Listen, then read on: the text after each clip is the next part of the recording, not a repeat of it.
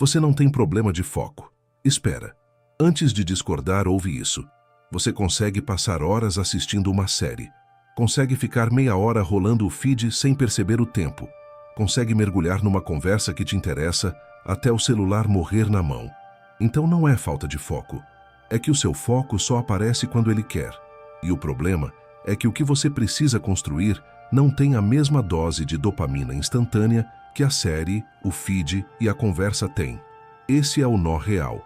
Você quer focar naquilo que importa, mas a sua mente aprendeu a se mover em direção ao que estimula mais rápido. E quanto mais ela fez isso, mais esse caminho ficou pavimentado. A neurociência chama de plasticidade neuronal. O cérebro reforça o que usa com frequência, mas eu prefiro uma imagem mais honesta.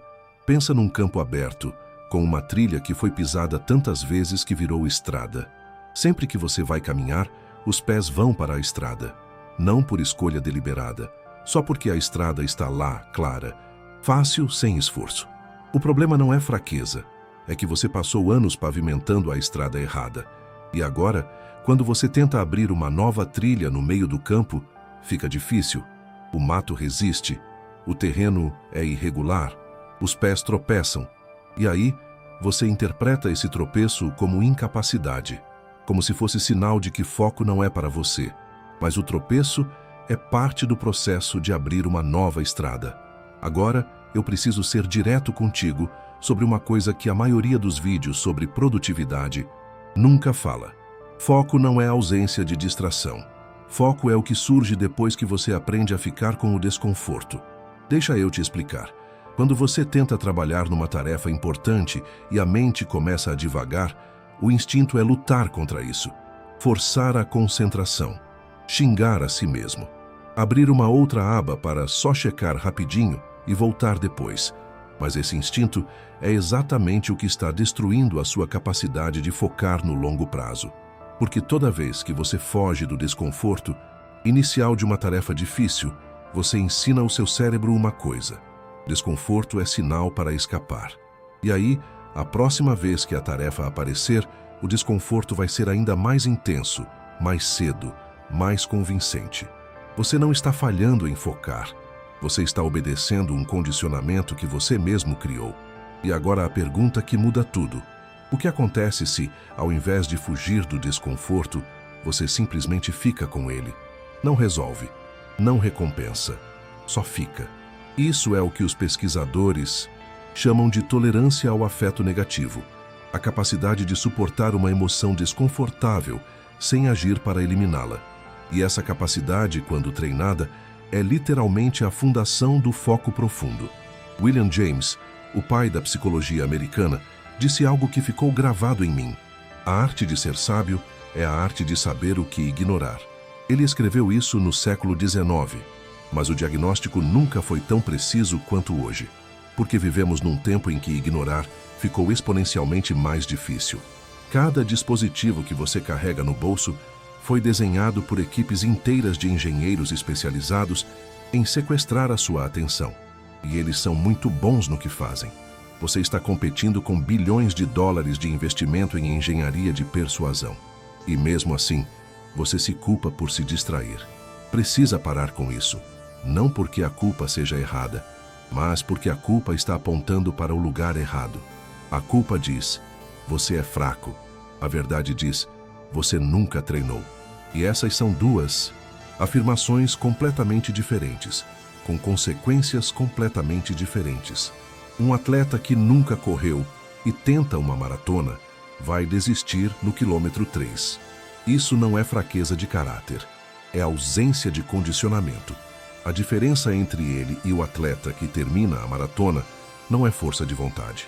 É meses e meses de treino progressivo, começando por corridas curtas que foram ficando mais longas com o tempo. Foco funciona exatamente assim. E agora eu quero te mostrar como esse treino funciona na prática do começo. Existe um fenômeno que os neurocientistas chamam de Default Mode Network, a rede de modo padrão do cérebro. É basicamente o estado em que o seu cérebro entra quando você não está fazendo nada que exija atenção concentrada. É o estado do devaneio, da ruminação, da mente que vagueia. Esse estado não é ruim. Na verdade, é nele que surgem conexões criativas, insights, soluções para problemas complexos. O problema é quando ele aparece no meio de uma tarefa que exige foco, porque aí ele não é criatividade, é sabotagem. E o que ativa a Default Mode Network no meio de uma tarefa? Principalmente duas coisas: tédio e esforço percebido. Quando uma tarefa parece entediante ou muito difícil, o cérebro decide, literalmente, que tem coisas melhores para fazer e começa a vagar. É automático. Não é uma escolha consciente. É um mecanismo de sobrevivência antigo que foi sequestrado pelo ambiente moderno. E como você trabalha com isso? Primeiro, você reduz o esforço percebido quebrando a tarefa em unidades menores. Em vez de preciso escrever o relatório, vira vou escrever a primeira frase do relatório. Em vez de preciso estudar por 2 horas, vira vou abrir o material e ler os 3 primeiros parágrafos. Isso parece infantil. E funciona, porque o cérebro não resiste a começar algo pequeno da mesma forma que resiste a começar algo grande. E uma vez que você começa, a inércia cognitiva começa a trabalhar a seu favor. A tendência natural é continuar o que já foi iniciado. É a lei da inércia aplicada à cognição. Mas tem uma segunda camada aqui que é mais profunda. Mesmo depois de começar, a mente vai devagar. Garanto. Não importa o quanto você se prepare, não importa a técnica que use. Em algum momento, nos próximos minutos, a sua atenção vai escorregar. E é exatamente nesse momento que o treino acontece. O treino não é não se distrair. O treino é perceber que se distraiu e voltar. Essa distinção é absolutamente fundamental e quase ninguém fala sobre ela. Porque se você acha que foco é não se distrair, então toda vez que a mente escorrega, você vai se sentir fracassado. Vai gerar autocrítica, vai gerar tensão, vai gerar exatamente o tipo de estado emocional que torna o foco mais difícil.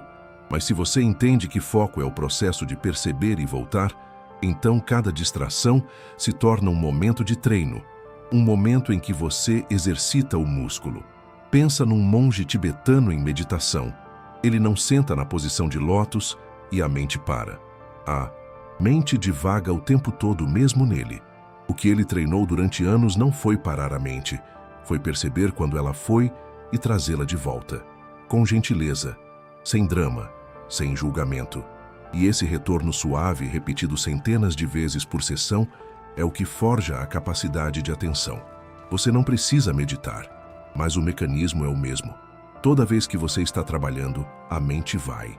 Você percebe, você volta, sem se xingar, sem catastrofizar, só volta.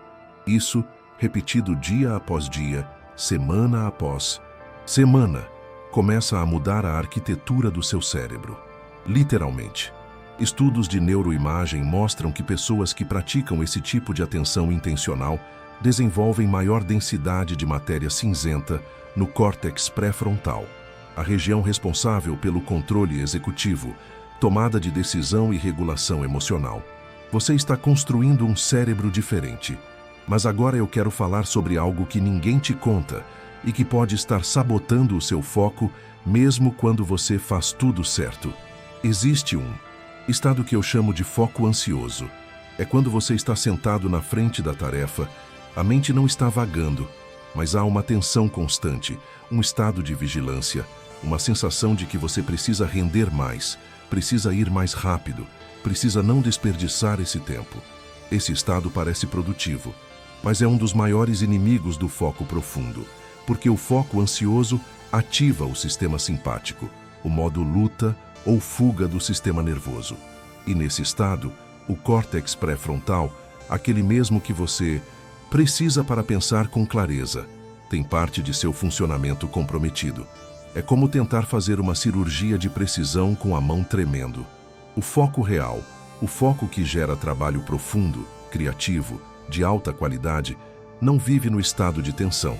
Ele vive no que o psicólogo Mihaly Csikszentmihalyi chamou de flow, o estado de fluxo, um estado de ativação que é ao mesmo tempo engajado e relaxado, presente e tranquilo.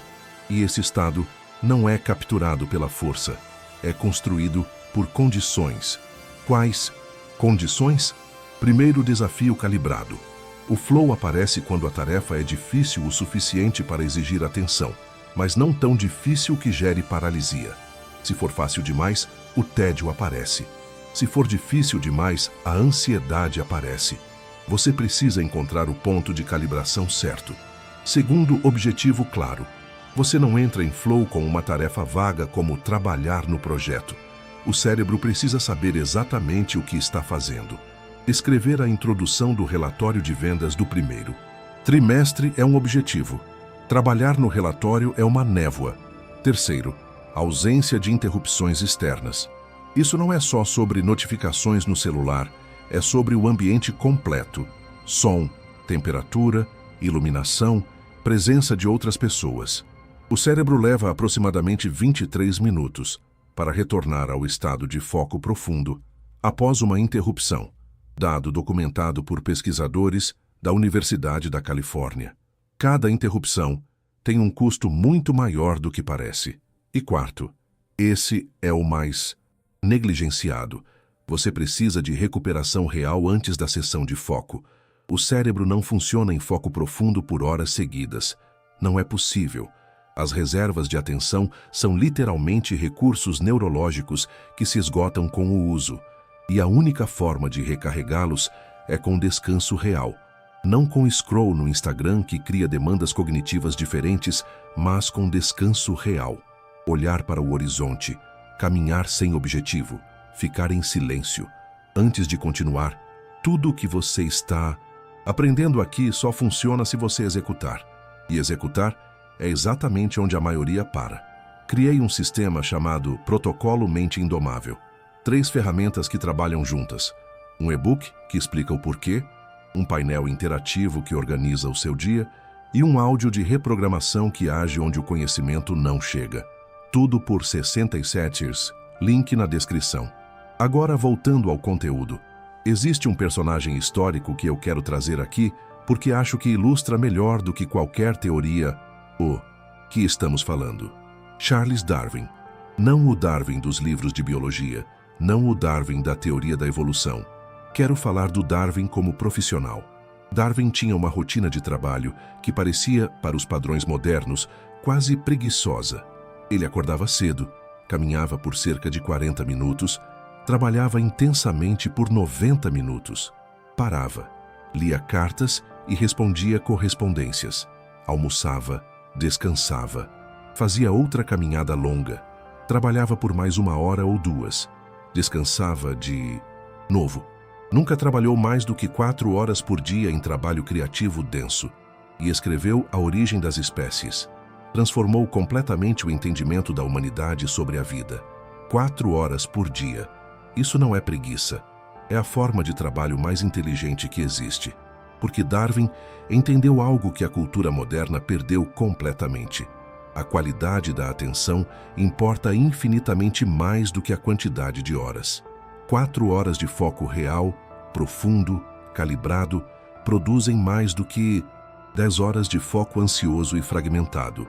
E agora eu quero fazer uma pergunta que pode desconfortar. Quantas horas do seu dia você realmente passa em foco profundo? Não em trabalho. Em foco real, onde você está completamente presente, onde o tempo some, onde a qualidade do que você produz é genuinamente alta. Seja honesto.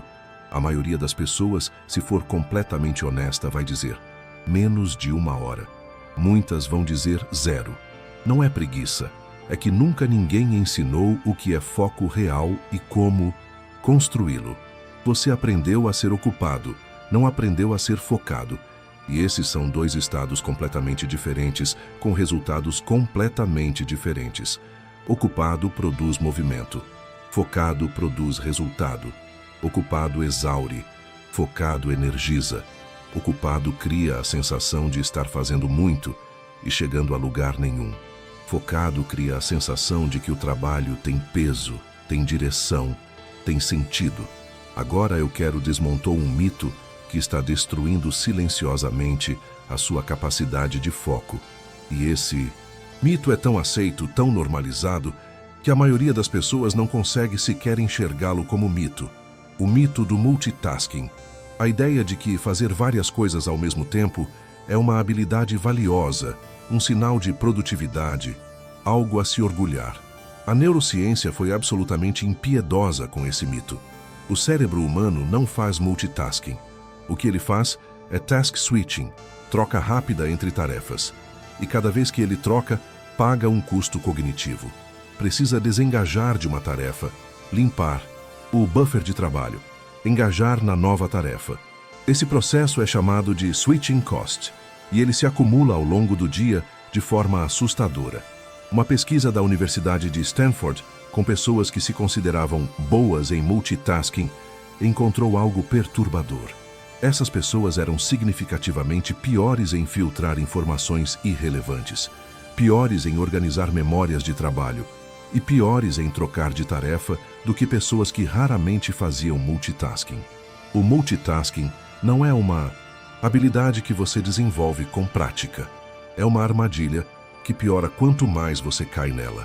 Cada vez que você trabalha com notificações abertas, com múltiplas abas no navegador, com o e-mail no canto da tela, com o celular virado para cima na mesa, você está garantindo que o seu cérebro vai estar em modo de vigilância constante, esperando a próxima interrupção.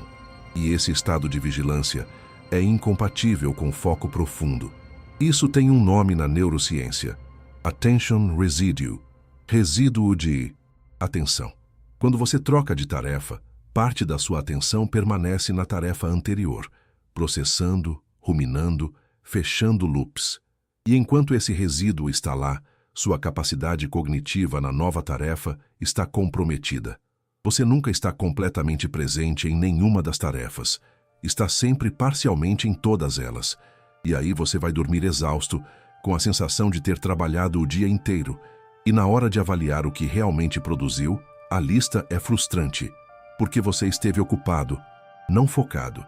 Então, como você começa a mudar isso de forma concreta? Vou te dar uma estrutura que funciona.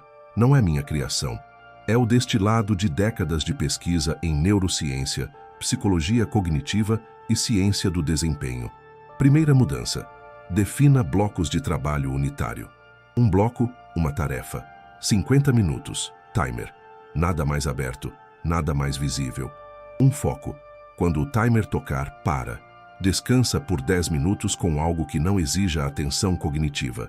Segunda mudança: elimine a tomada de decisão antes do bloco. O que você vai fazer no próximo bloco de trabalho deve estar decidido antes de você sentar, porque tomar decisões consome o mesmo tipo de recurso cognitivo que foco consome. Se você senta e primeiro pensa, o que vou fazer? Já começou o bloco cognitivamente mais fraco do que poderia estar. Terceira mudança: crie um ritual de entrada. Isso parece cosmético, mas não é. O ritual treina o sistema nervoso a mudar de estado. Pode ser um copo de água, pode ser 1 minuto de respiração consciente, pode ser escrever a tarefa do bloco em um papel. O cérebro aprende por associação. Se você faz o mesmo ritual antes de cada bloco de foco, com o tempo, o ritual começa a induzir o estado de foco. Quarta mudança: trate as distrações como dados, não como falhas. Quando a mente devagar que vai, anote em um papel a pensamento que apareceu e volta. Não processa, não age, só registra e retorna. Esse gesto simples tem 2 efeitos.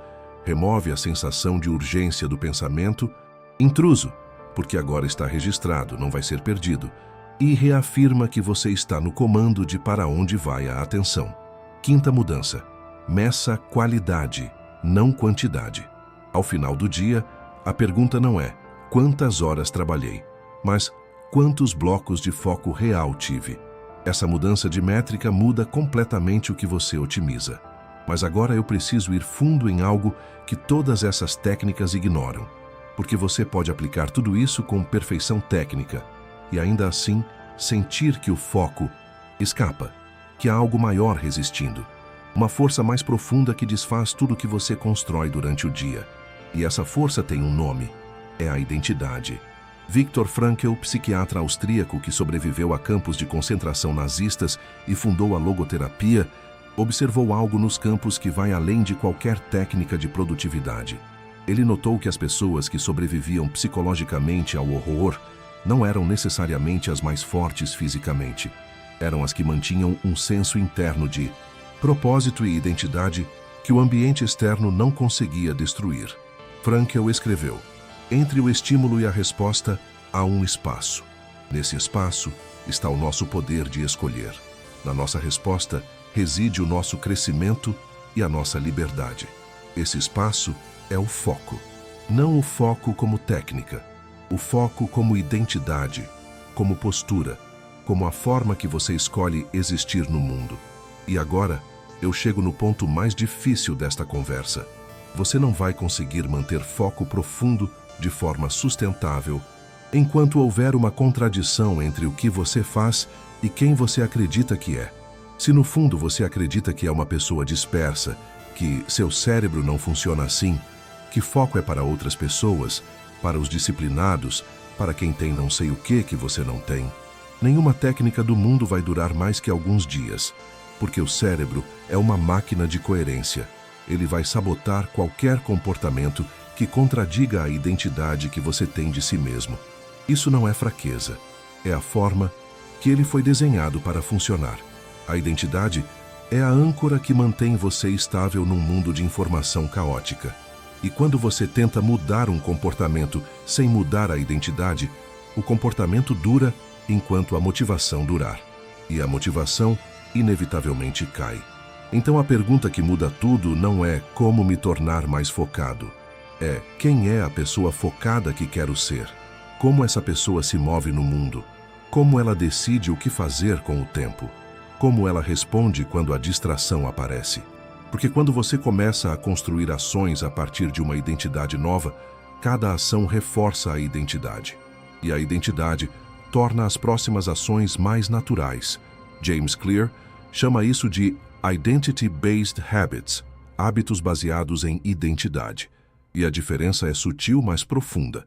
Em vez de vou tentar focar mais, vira sou uma pessoa que faz trabalho profundo. Em vez de preciso parar de me distrair, vira sou uma pessoa que protege sua atenção. Cada vez que você age de acordo com a identidade nova, você está votando por ela. E a identidade é construída pelo acúmulo de votos. Deixa eu te contar sobre um experimento mental que uso com frequência. Imagine dois profissionais com o mesmo nível de talento, o mesmo campo de atuação, as mesmas horas disponíveis no dia. A única diferença é que um deles consegue 2 blocos de foco profundo por dia, 5 dias por semana. O outro passa os mesmos dias em modo fragmentado, ocupado, mas nunca profundamente presente. Em uma semana, a diferença é imperceptível. Em um mês começa a aparecer. Em um ano são pessoas completamente diferentes em termos de resultado, capacidade, confiança e direção. Em 5 anos, estão em mundos diferentes. O foco não produz resultados instantâneos, produz resultados compostos. E o juro composto aplicado à capacidade humana é a força mais poderosa que existe no desenvolvimento pessoal. Mas tem uma última camada que eu preciso trazer à tona, a mais pesada. A razão pela qual a maioria das pessoas não desenvolve foco não é técnica, não é falta de estratégia, não é falta de informação. É porque no nível mais honesto, focar em algo importante significa confrontar a possibilidade de tentar e não ser suficientemente bom. A distração é segura. Enquanto você está disperso, você nunca sabe do que é realmente capaz. A distração mantém a possibilidade em aberto. Se eu tivesse focado, teria conseguido. É uma crença reconfortante que a distração protege. O foco real tira essa proteção. Quando você foca genuinamente por tempo suficiente, com toda a sua capacidade presente, e o resultado aparece, você descobre quem você é de verdade. E isso aterroriza, porque se o resultado for bom, você terá que assumir a responsabilidade de continuar, de aparecer, de ser visto, de não ter mais a desculpa da dispersão. E se o resultado não for o que esperava, você terá que enfrentar a distância real entre onde está e onde quer estar, sem a névoa da distração para suavizar essa visão. O foco exige coragem. Não a coragem grandiosa dos filmes, A coragem silenciosa de se sentar diante do trabalho real, da sua vida real, sem escapar para nenhum lado. É essa coragem que separa as pessoas que crescem das que ficam no mesmo lugar para sempre, convencidas de que o problema é o app errado, o ambiente errado, a técnica errada. O problema nunca foi a técnica, foi a recusa em olhar diretamente para o que importa. Agora você sabe o que é o foco real, sabe como ele é construído, sabe o que está por baixo das distrações. E sabe por que, para muitas pessoas, a distração é uma escolha inconsciente de proteção. A pergunta que fica não é se você é capaz de focar. Você é. Sempre foi. A pergunta é: o que você está evitando ver quando escolhe se dispersar? Quando você responde essa pergunta com honestidade, o foco para de ser uma técnica e vira uma travessia. A travessia de alguém que decidiu parar de se esconder e começar a construir. Essa travessia é o que a comunidade Mente Indomável foi criada para apoiar. Não com motivação, não com frases de efeito, mas com a presença de pessoas que escolheram fazer a mesma travessia e não estão dispostas a voltar atrás. Você chegou até aqui. Isso já diz muita coisa sobre você. A maioria das pessoas abre um vídeo sobre disciplina e fecha na metade. Você ficou. Você ouviu. Você está procurando algo real. Então eu quero te mostrar algo que criei especificamente para quem está nesse ponto, que sabe o que quer, mas ainda sente que o dia termina sem que as coisas mais importantes tenham sido feitas. É o protocolo Mente Indomável. 3 ferramentas em um sistema só. O e-book te explica por que sua mente sabota antes mesmo de você perceber e o que fazer de diferente. O painel de performance abre direto no seu navegador, sem app, sem login. Você define sua intenção, suas 3 prioridades, usa o timer de foco, marca os hábitos, faz a reflexão noturna. Tudo em um lugar, funcionando offline. O áudio de reprogramação tem 20 minutos. Ouça de manhã ou antes de dormir.